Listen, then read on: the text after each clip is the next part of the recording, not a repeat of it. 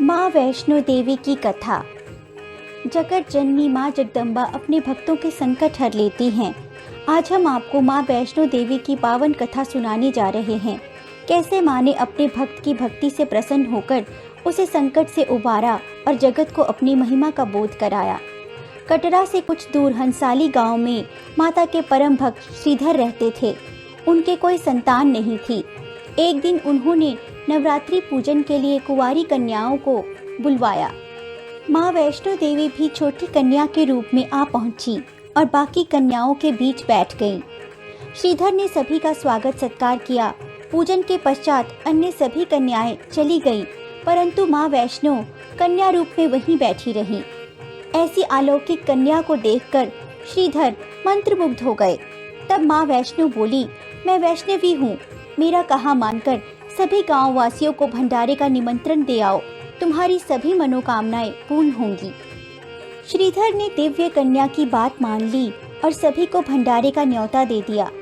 श्रीधर ने लौटते समय गुरु गोरखनाथ तथा उनके शिष्य बाबा भैरवनाथ को भी अन्य शिष्यों सहित भंडारे में आने को कह दिया।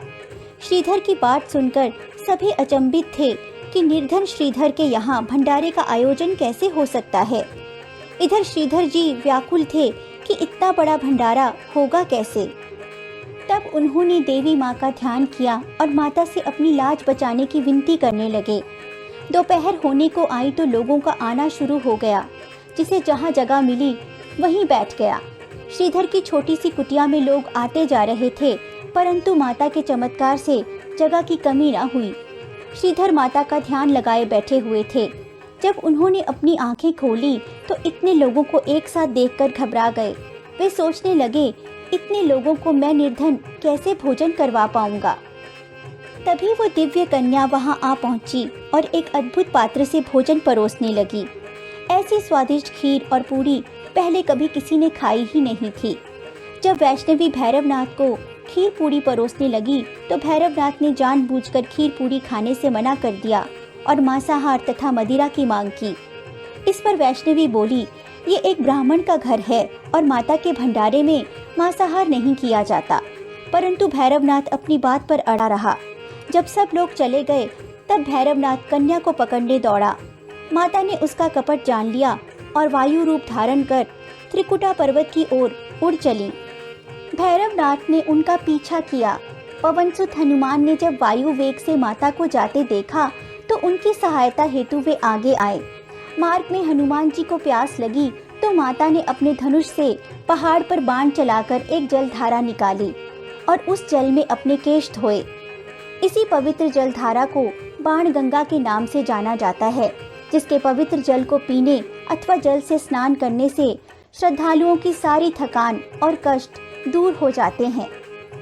फिर माता ने एक गुफा में प्रवेश किया और 9 माह तक तपस्या की। भैरवनाथ उन्हें ढूंढता हुआ वहां भी आ पहुंचा।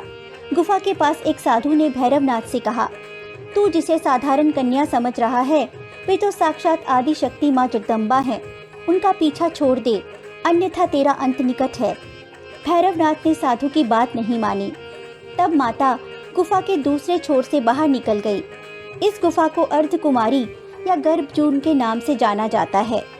गुफा से बाहर निकलकर कन्या ने देवी का रूप धारण किया और भैरवनाथ को चेताया कि वो वापस चला जाए, परंतु भैरवनाथ ने अपना हाथ न छोड़ा।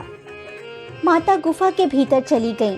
तब हनुमान जी ने भैरवनाथ को रोकने के लिए उससे युद्ध किया, परंतु भैरवनाथ हार मानने को तैयार न था। तब माता ने महाकाली का रूप लेकर भैरवनाथ का संहार कर दिया। भैरवनाथ का सिर कटकर भवन से 8 किलोमीटर दूर त्रिकूट पर्वत की भैरव घाटी में गिरा। उस स्थान को भैरवनाथ के मंदिर के नाम से जाना जाता है। जिस स्थान पर माँ वैष्णो देवी ने हठी भैरवनाथ का वध किया था वो आज पवित्र गुफा अथवा भवन के नाम से प्रसिद्ध है। यहीं पर दाहिनी ओर माँ महाकाली, मध्य में माँ महासरस्वती और बाईं ओर माँ महालक्ष्मी जी पिंडी के रूप में विराजमान है। इन तीनों के सम्मिलित रूप को ही माँ वैष्णो देवी का रूप कहा जाता है। माना जाता है भैरवनाथ ने अंत समय में माता से अपनी भूल की क्षमा मांगी थी। माँ वैष्णो देवी जानती थी कि भैरवनाथ के उन पर हमला करने के पीछे माँ के हाथों मोक्ष प्राप्ति की इच्छा थी। माँ की कृपा से भैरवनाथ को पुनर्जन्म के चक्र से मुक्ति मिल गई थी। माँ ने उसे कहा, भैरवनाथ, मेरे दर्शन तब तक पूरे नहीं माने जाएंगे जब तक कोई भक्त मेरे बाद तुम्हारे दर्शन नहीं करेगा। आज माता के दर्शन के उपरांत श्रद्धालु भैरवनाथ मंदिर अवश्य जाते हैं। माँ वैष्णो देवी ने जहाँ एक ओर श्रीधर की मनोकामना पूर्ण की, वहीं भैरवनाथ को भी मोक्ष प्रदान किया। माँ वैष्णो देवी की बहुत महिमा है। जो भी श्रद्धालु इस तीर्थ स्थल की यात्रा करते हैं, उन पर माता की कृपा अवश्य बनी रहती है। जय माता दी।